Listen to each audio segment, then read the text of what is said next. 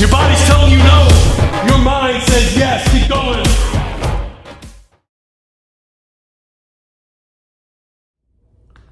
Hey workout partners, Blake Kassel here with Bodylastics. Congrats on getting the incredible wall rack system, your band power system to hold all your components in your bands. It'll look amazing. Now, step one is I'm going to show you guys some options on how you should be hanging this on the wall. Now, it comes with two pieces. You'll see that I've installed the one holding the bands first, and I recommend that, and you'll see why in a second. But while we're talking about that, when you hang the one for your bands, you want to make sure that you have at least 53 inches between the bottom of the arms that hold the bands and the floor, otherwise your bands will sit on the floor, not good. Now if you have a wide wall, of course you can go side to side.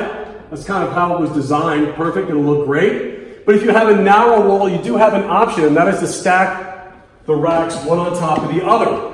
So the first one that you definitely want to put on the bottom is the one for the bands. So set that one up first with your clearance of 53 inches, and then arrange the one above it. Now I'm standing up on a bench here because I raised my rack a little bit higher off the floor, but you can stack them one above the other. If you do that, keep in mind that you want to have enough clearance between your components rack and the band one behind it so that the bands, your components don't sit on top of the bands, your handles, your ankle straps, so you want to go high enough.